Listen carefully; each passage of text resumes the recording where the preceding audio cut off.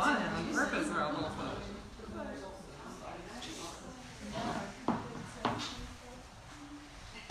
Alright.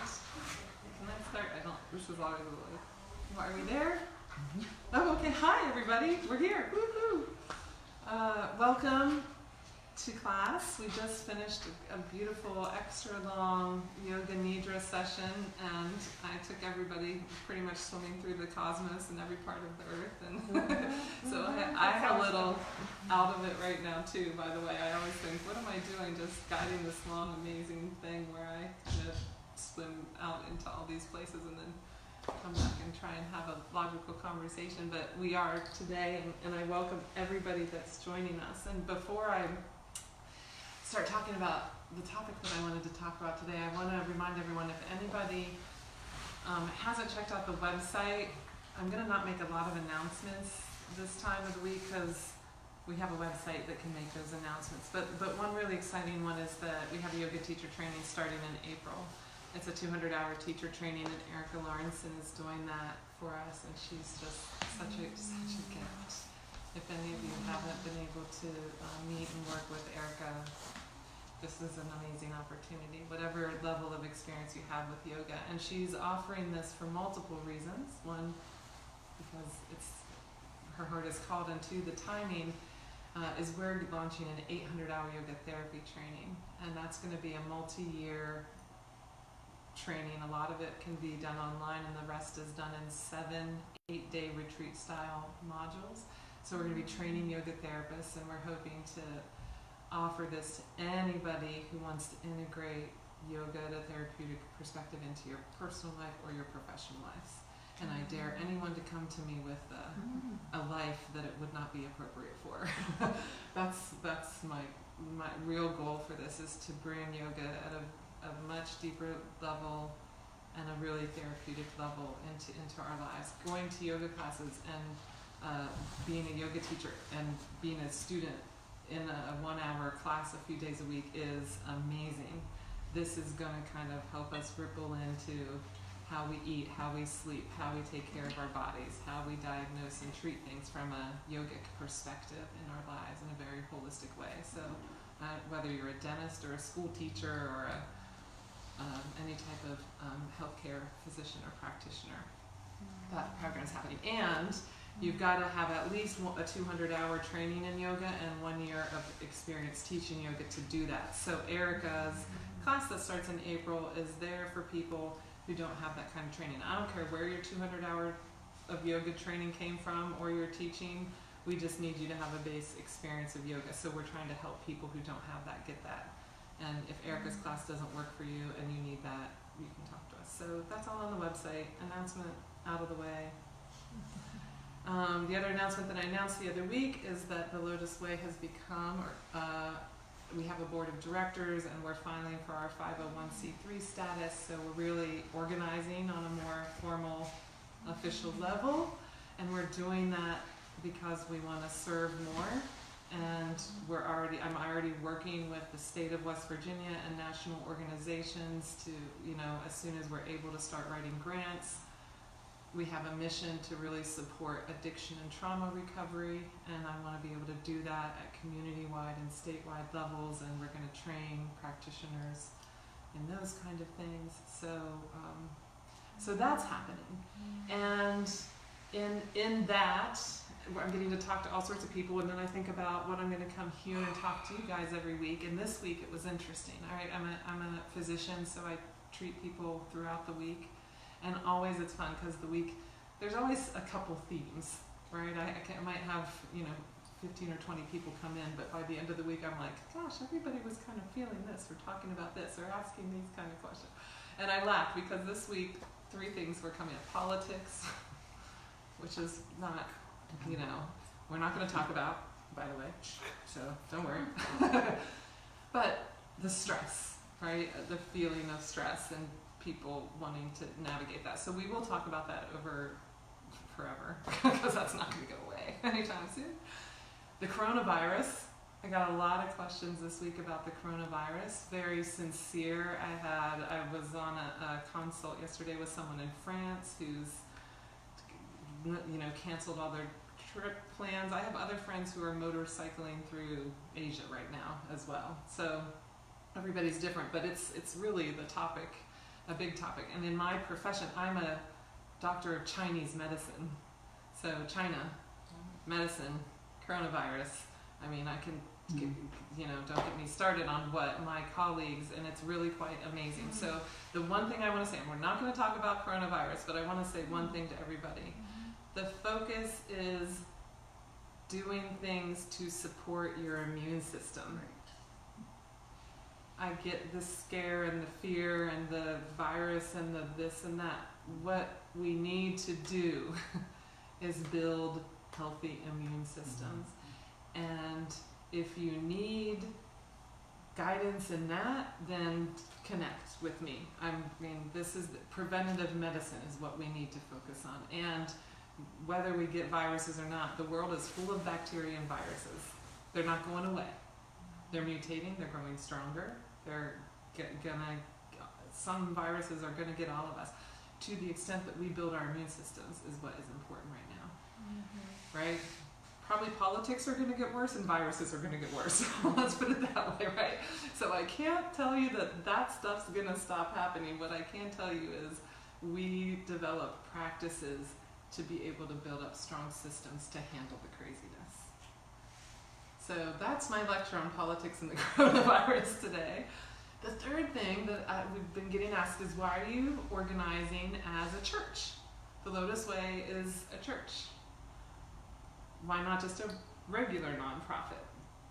And for me, this is such an easy thing just because in my heart 20 years ago I saw this vision, and it's so exciting for me now that we're going to this new level, and I saw it. And I also understand why people are asking this question, because we've separated, how many people in here are out there say, I'm spiritual but not religious? Right? I mean, it's on dating apps, for crying out loud. You get to choose a religion or say, I'm spiritual but not religious.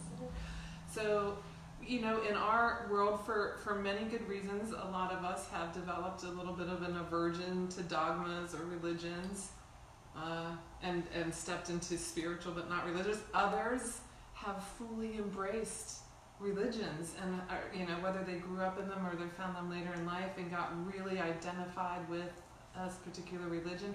I have had questions from both of those groups why we're doing this as a church, which means we're a religion. So that's what I wanted to talk about today. And I was, do words like this, church or religion or God or goddess, trigger anybody? Does anybody have I mean, turn you off? Yeah. Right? And then there's other people who really love those words but have identified them in a certain way, and so if someone else uses them in a different way, it triggers them. Right? So we've got a lot of people within our community, in our extended community, and some moms and dads who are really worried for their children that might be joining a cult. We're not Christian.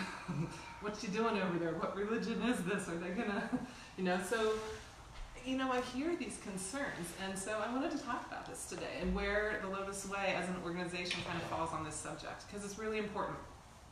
Because we want to be inclusive of all people who share a handful of beliefs. We do have a few things that I kind of think you need to get on board with if you want to hang out with us.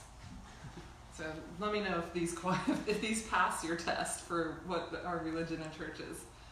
Living a life rooted in love. Everybody okay with that one? Mm-hmm. Any religions out there not feel like that works for you? Okay. Mm-hmm. Communing with deep respect for nature. Mm-hmm. Mm-hmm. We're good with that? Yep. Yeah. Okay. How about caring for our health? Mm-hmm.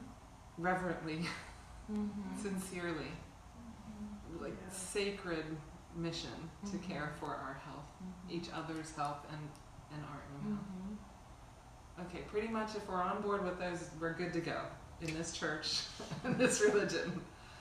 And I feel like we're not infringing on any other religion's stuff. I hope.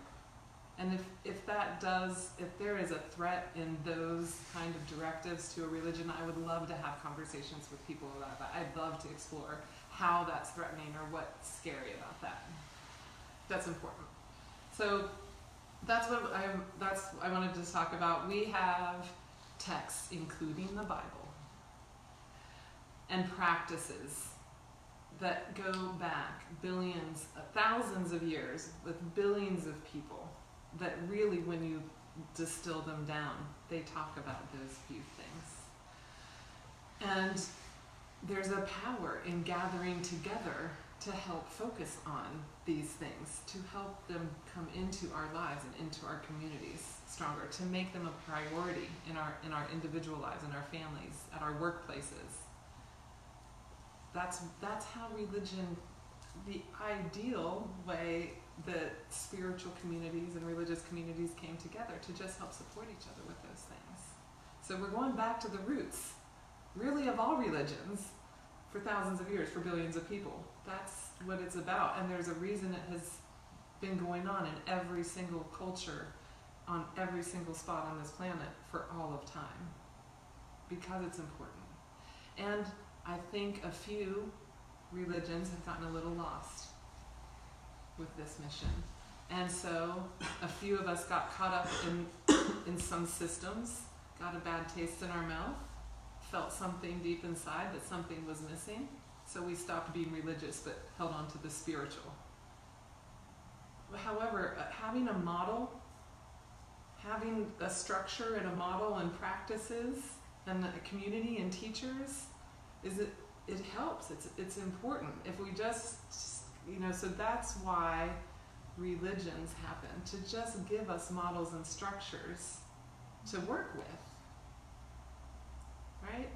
And I get it that some of those models and structures there's some ulterior motives have crept in, and some parts of the system sort of gotten antiquated and not adjusted, and right? So to the extent that I hope we do, we'll be sensitive to that, but still honor that we need those structures and models and systems and communities and teachers and fellow students and practitioners. And thanks to my guru and my teachers, I feel like I have learned some pretty freaking amazing frameworks. And I also know most of the people who are showing up in our community have also had some other amazing teachers and frameworks and models. And so we're gathering those. And we're figuring out to the extent that we can in the most effective ways that we can to share those with each other and with our community.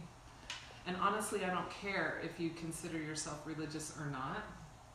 Our church and our religion is established and operating in a way that has room for all of us to come together.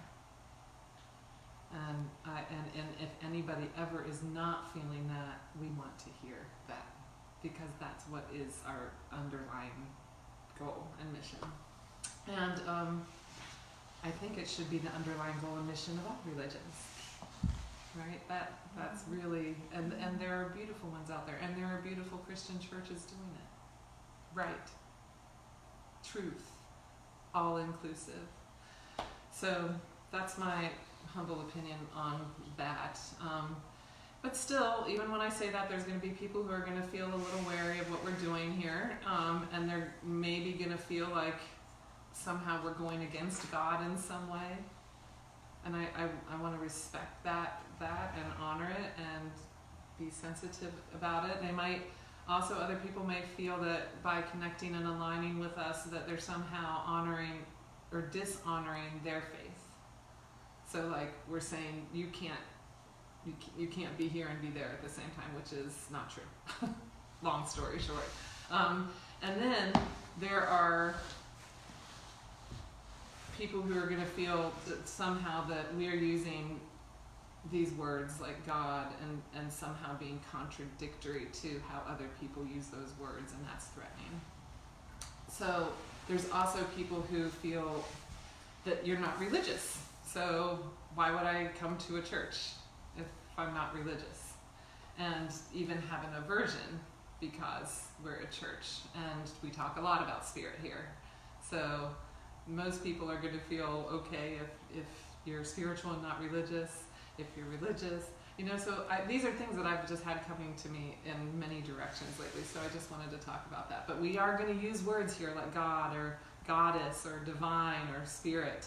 I don't really have a big attachment anymore or hang-ups, and trust me, I did have hang-ups on these words, but as I talk, you'll hear how we can let go of the tension, or it's around the semantics. And that's really it's important in this world, this unbelievably diverse world, to start letting go of those tensions, in my opinion. So I am here to say that and this is in bold here, I hope wherever you sit with your beliefs around all of this, that this talk tonight is going to help you relax a bit. Open your heart, open your mind. In Chinese medicine, they're the same thing, by the way. I've talked about that before, so just open it. And realize that there's room for all of us here, and that is literally at the root of our teachings, pretty much of all teachings, and why we've created this organization and why we're providing all of the services that we do, which I'm hoping everybody will also realize are really, really great services for every single kind of living being on this planet. That's our goal. So I grew up Presbyterian Christian. I was baptized. I was confirmed somewhat against my will. I wasn't allowed to go on a ski trip unless I got confirmed, so I did it. Sorry, Mom, you're probably listening right now. I love you. Anyways, and I say this, I'm telling you this because at the time I was questioning everything. And when I asked the questions, I was sincere. I went to confirmation classes. I was happy to go, but every time I asked a question, their answers just made me have more questions. It didn't sit right. Anybody else? Yeah, right? Okay.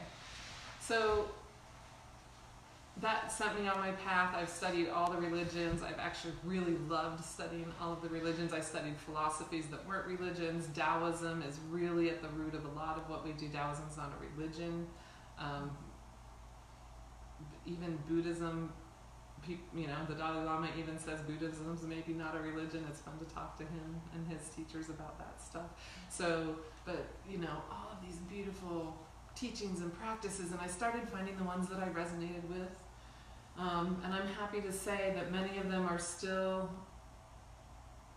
even the Christian teachings came back around for me, and I found sweetness and beauty in them. And I also will tell you about that church from my childhood. I loved the people. I loved the community. I'm still connected to so many people that I grew up with, that I got baptized. That watched me get baptized and that watched me get confirmed. And some of them are out there right now, not just my mom, right now, sitting out there. That's so cool. And that was what I grew up so grateful for those parts of it, and then figuring out the other stuff. Anyway, despite my affinity for the people and the religion not working for me, I also got to that I'm spiritual and not religious point. However, I still held on to the love thy neighbor. I held on to the do unto others. I held on to some of these core tenets that I think go back to those first things I started talking about. And I had a really deep calling my whole life. My joke when I was younger is that I wanted to be a minister. I just didn't want to be a religious one. Mm-hmm. And I used to say that all the time. I really wanted. And then my other joke was whatever I would say on Sunday mornings, I want to be able to say it at a stand-up comedy club on Wednesday nights. And what I find really funny is I remember in high school and college saying Wednesday nights. I just think it's funny now because I'm here on Wednesday nights, that's all. So I'm like, whoa, how did I manifest that? So anyway, really every day since those questioning years, I've been exploring the systems that I feel resonance with. And it seems like a lot of us had to feel like we had to separate ourselves in this way, spiritual or religious. And we kind of had to start opting out of certain discussions or not using certain words because they either triggered us or someone else got triggered by using them. And I would just like us to let go of that now. At least in our organization, use whatever words you want and let it go. Let other people use whatever words they want and let it go. It's fine. And for those that are agnostic or atheist even, that's fine too. And of course, if this doesn't resonate with you, that's fine too. But I think if everybody could relax around all the words, then we could actually find out that there is a way to be a church and to have what the government has decided to use the word religion. That's their word. Okay? I'm fine with it. Fine, we're a religion. We get to decide what that word means. And that's important. To let go of all the tension that we've wrapped around all this stuff. There's so much. It's really dividing the world right now. You want to talk about politics? That's the issue right now. The divisiveness and the this, or you have to be this or that. Like, I want this organization to let go of that so we can all come together and hang out and let go of the tension and come back to love, nature, health. You know, and then I feel like starting to sing John Lennon songs, Bob Marley songs, like One Love, Imagine. And we need more churches like that. We need religions to remember this stuff. We'd all have a lot more fun and do a lot more good work and be a lot healthier. So that's why the Lotus Way is here. That's what I envisioned 20 years ago, sitting in Padmasana, you know, feeling my roots, feeling all these chakras that we just worked on in this class. And then I got up here and had this awareness and got up off my cushion and went into another room and registered the lotusway.org and went, this is going to happen and this is my mission. And now here we are in Morgantown, West Virginia, right this moment, with a board of directors that is in West Virginia. We have a representative in the Mountain States. We have amazing people now, advisors on the board and on the West Coast. And I am personally unbelievably excited that we now have an advisor and rep in Hawaii. So we're gonna do really beautiful, cool, we're gonna have fun, we're gonna get healthier, we're gonna connect to nature. I mean, that's our religion, that's our church. So anybody that has any tensions or worries, I just say, relax, it's all good. I'm not gonna, you know, if it ruffles your feathers, I wanna talk about it, because we'll calm that down. It's gonna be fine. So, I will say this is, and I think I would like to at least interject with our something else about our religion that I hope other faiths and dogmas can get behind, because a lot of religions basically seem to be suggesting that the Creator is outside of us, somewhere outside of our universe, influencing everything, and some even think standing in judgment of how we are behaving. Okay. Some of us have a almost opposite perspective. And many have developed an aversion to religion because of that part. So I think that's the area that the rubber might meet the road for some people with us. So I decided I want to be right up front, because I don't believe that. Right? I personally believe that there is no creator outside of this universe, at least not one that isn't also everywhere in this universe too.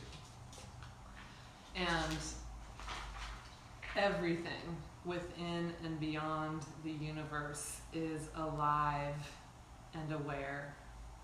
Buddha was Siddhartha. His name was Siddhartha. His name was not Buddha.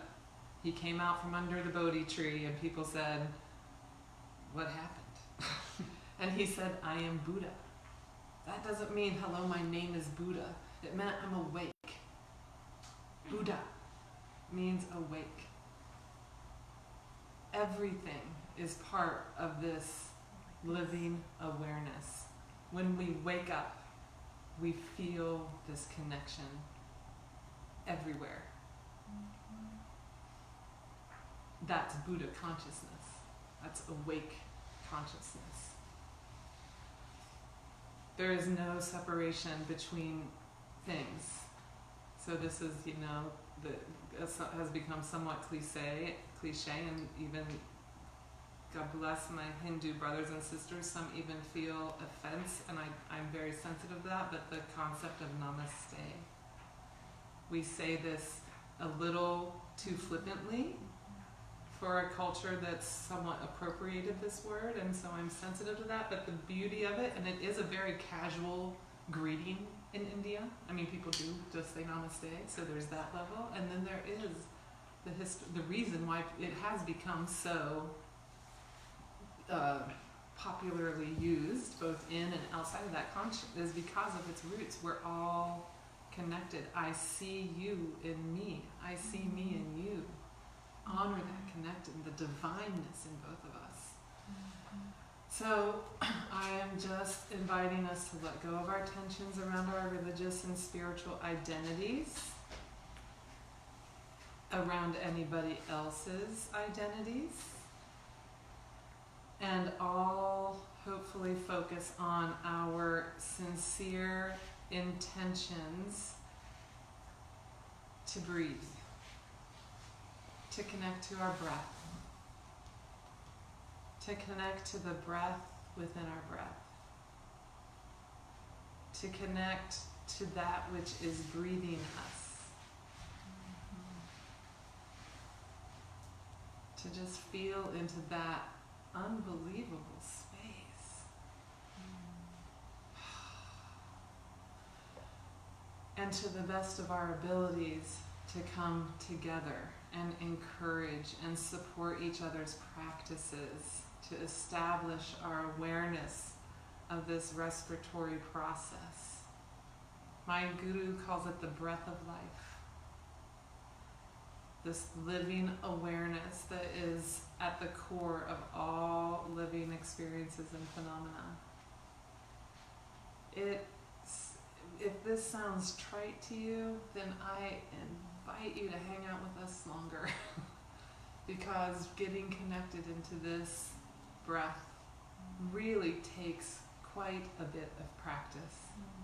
It's one of those things that sounds simple, and it is simple, and it's so refined and so rich, and I've been doing it for 20 years, and I used to want to not live more lifetimes. Now I'm like, how many lifetimes can I just want to experience what I connect to when I feel this connection of life. It's just amazing.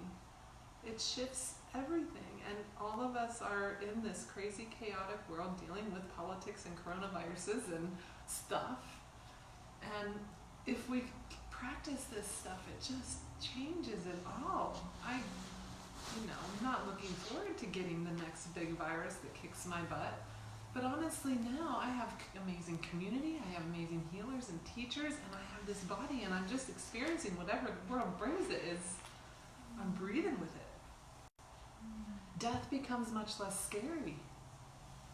Money becomes much less of a thing you get hung up on, and I still get hung up on money. It's I'm having a money moment right now in my personal life.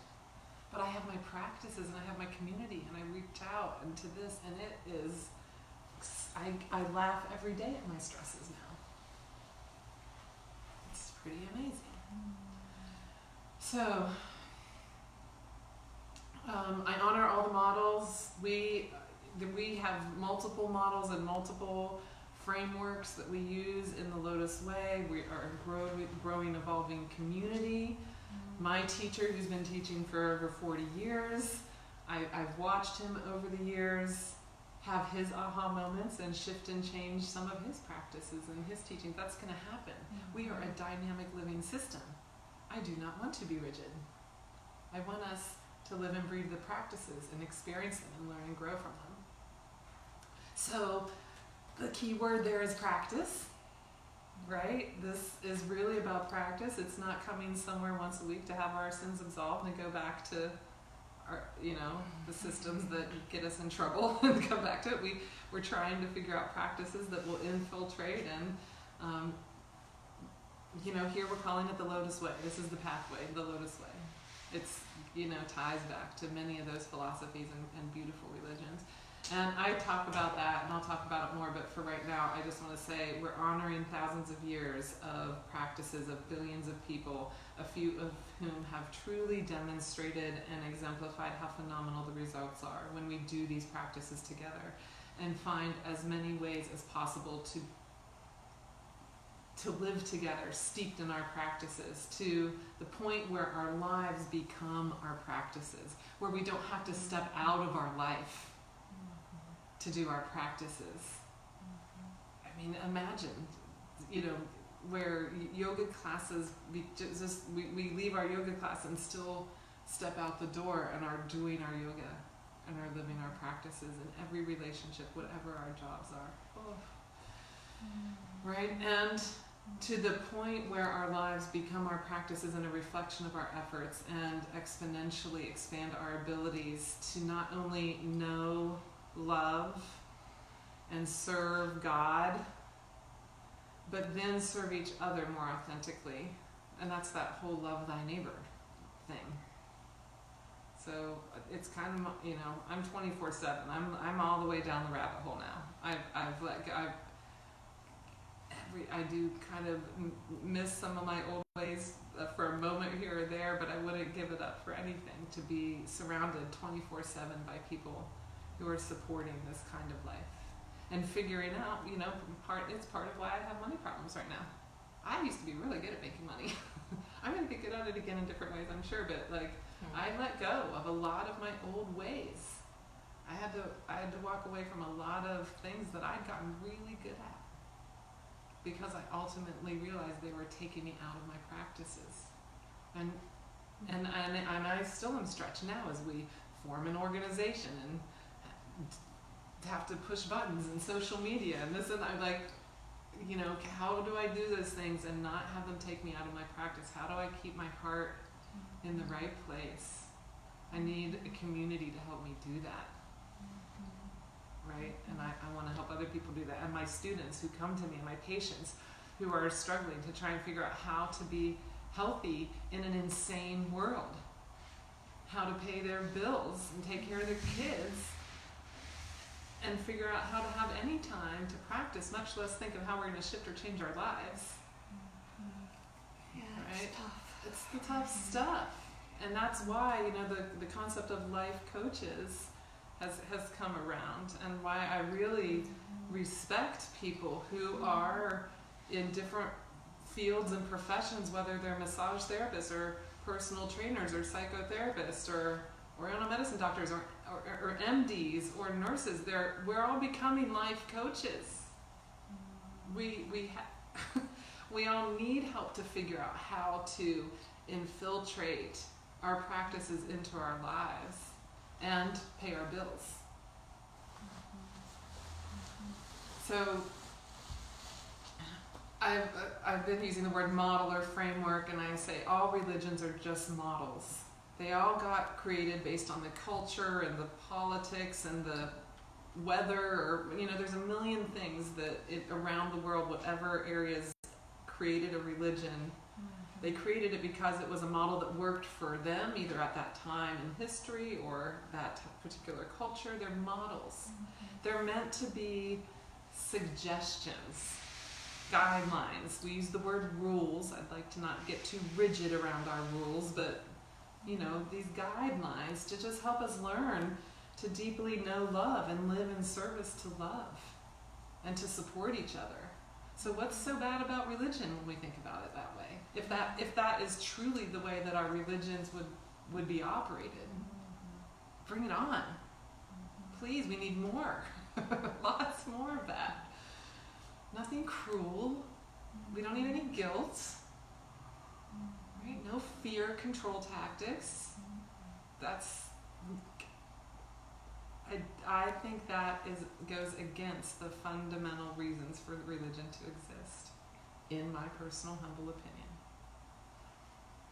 our religion is simple. The lighter and finer we are as human beings, the more able we will be to experience the beauty that is intrinsic to this extraordinarily chaotic field of experience that is inescapable.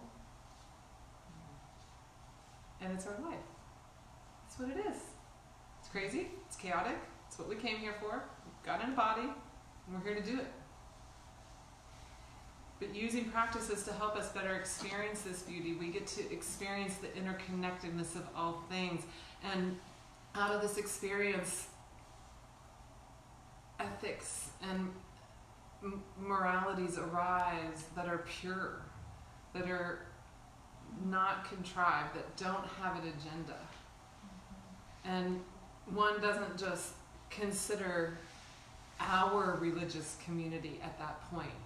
We're starting, then our religion is helping us consider the whole human community. And it helps us realize and remember that we're all breathing and being breathed by that one life. That's the life of this planet, this universe, beyond this universe. And we're all connected. And our experience in our individual bodies, whatever you're experiencing, is 100% a reflection of the degree to which we are aware of this connection. So if you are feeling stuck, if you are feeling an issue in a relationship, a frustration with a job, a challenge with an addiction that has you in its grips, our practices are what free us from that. Remembering to just breathe and get connected. That's when all that tension goes away. And so that's where I get to go and look in the mirror every day that I think I've got it and figure it out, and then the world kicks my butt in some new way, and I go, oh, I still have to practice. I still have more to learn. And I'm so grateful for my phenomenal teachers. I just can't imagine my life without them. And I am particularly devoted to one of my teachers in a really committed way. That devotion and that commitment to him really allowed me to understand practice in a different way that only happens when we do get really committed and devoted. And it's not about, and in religion we have issues with worshiping. And my experience is when we let go of, again, the tension around those things and give ourselves to that level of love and devotion to teachers and to practices and to a community, we get to experience something that I cannot still begin to put words to, but I'm so, and let's put it this way, the only thing I can do with how amazed I am with that is to be that for other people if I can. And then watch those people be that for other people. And I don't care if any of you ever meet my teacher. It's not about me selling you on anything. He's my teacher. He's my guru. I'm in. That's my lighthouse. He's imperfect. He is a human. He's got his stuff. But devoting myself to my practices and my teacher, it opened up my whole world in a way I never understood. Because I had aversions to that stuff. I didn't need a guru. I'm not going to worship anyone. And then when I let go of that, I found a level of love and support that goes beyond time and space. So to the extent I can, both as a student and as a teacher, I hold my lighthouse and then I shine. And then I watch other people shine, and then I have other lighthouses, and then, I hope you get my point. So thank you, Swami Chaitanananda. He transmitted a lot of what I told you guys today and am sharing into all my teachers, and many of my teachers came from different religions and different systems, and all of those messages are distilled here in my practices and my teachings. And thank you all for being here and putting up with me lecturing you on this, because as we become a community and go out there in the world, this what I talked about today is what we need to come back to whenever we're talking to anybody about anything, about why we're doing what we're doing as a community, about, how we're connecting to each other, and whether it's about us setting up farmers markets down the street, which I hope to do, literally down the street. We're going to have more farmers markets around here. I hope that we end up having unbelievable integrative healthcare clinics where money is not prohibitive and we figure out ways to support all people in really integrative, holistic ways. I want, if this is a goal, if any of you can figure it, I want the 14-year-olds to want to come hang out. Like, how do we grow up our kids with consciousness and community and connection to nature and their health and love? How do we do that? How do we make it fun and cool? And I don't want them to become the teenagers that go, ugh, like I did in my church and our religion, right? So that's what I want, and I want us to do it everywhere and anywhere you guys are. We're creating this together. And any way that I can support any of you in any little ways in your worlds, I want to hear about it. If it's just coming to this class once a week, that's great.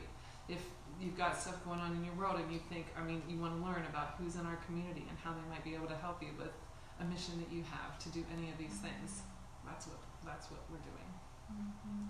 So these Wednesday services and any other services, I'm really, truly humbled and grateful, and I'm here 24 hours a day, 7 days a week. Don't abuse that privilege, but I really am, and I wouldn't want to do anything else with the rest of my life. I will grow old and die with every single person who's a part of this community. You guys are my family, and it doesn't matter if I am just meeting you, if I haven't met you yet, or if you're Chase, who saves my life right now on a daily basis by not only being an amazing student and an amazing practitioner and hosting us in this space, and him holding this kind of vision, to my other students and colleagues and associates who are sharing this vision. It's not, and that's the other great thing, the Lotus Way. I may have had that vision.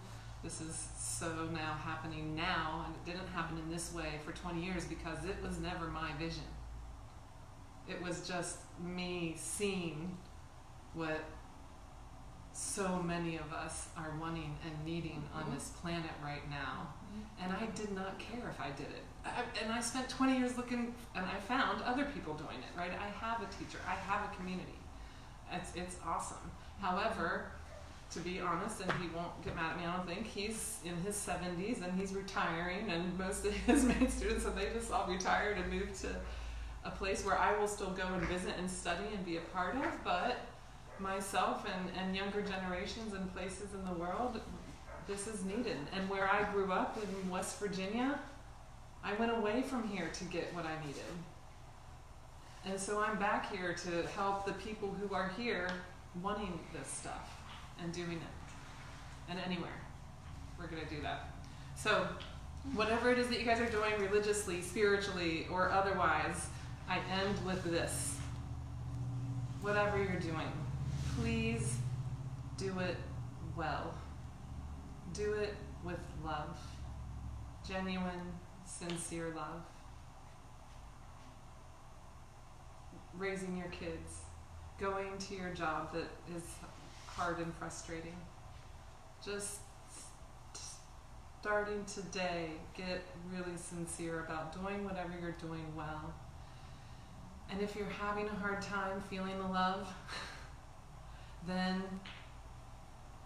we're here to hold space. We got the love. So come in any way, any time, and we will juice you up and send you back out there. And then we will start figuring out together how to get that love and get structure in your lives, in your jobs, with your families, with your kids, with whatever it is where you're feeling stuck. We're going to work together to figure it out. So there's more love. And so that love, so that breath, we start feeling that breath in everything we do. And that connection in everything we do. So that's what we're here for, guys. And let's just stop and put our hands on our heart real quick.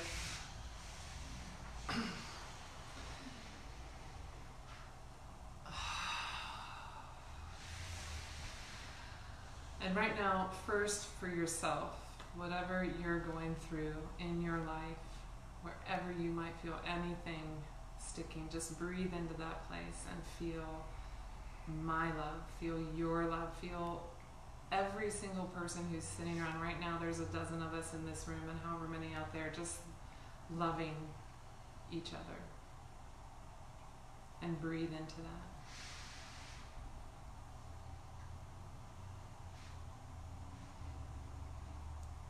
Maybe even smile because it feels really good to feel so much love. And now I want everyone to think of one person in your life who's really struggling to feel loved or feel love. If you have if not one person comes up, then think of someone you've seen on social media or the news, just a person that needs love, and let's hold them. And I'm holding my person and I'm holding all of your people. Let's love them. Bless you.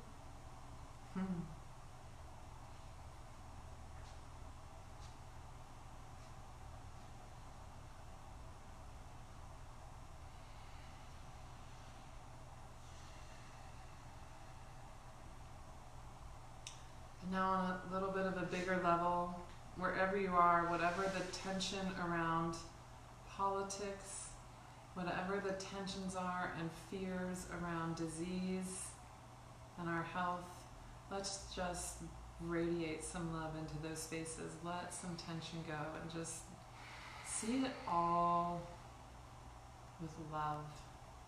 All of it. And I mean all of it right now. I know some of you are thinking of some people you're having a hard time loving, and I want you to love them.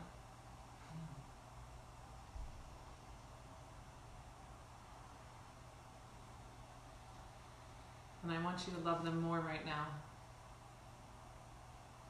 The ones that you think are causing us the most problems, love them.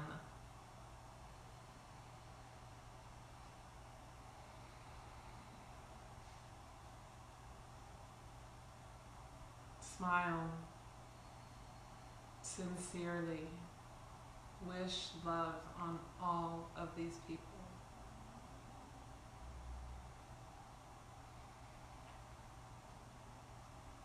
Come back to yourself. Thank yourself for showing up today.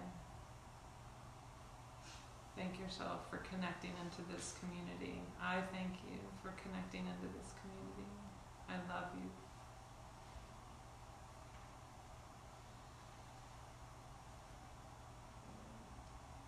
Bring your hands into prayer mudra.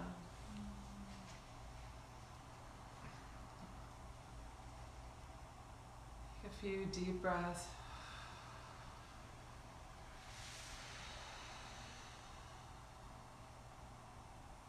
Now let some sound, a few ohms at your own pace. We're just going to ohm for a minute.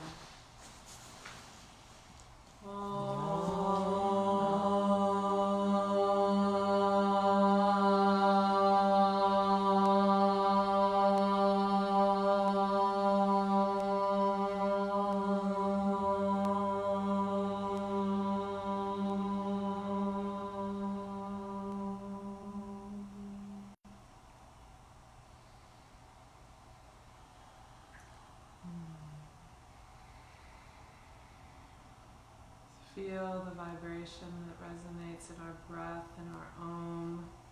It's universal, it connects us. It reminds us that we are all one love. Many paths, one love.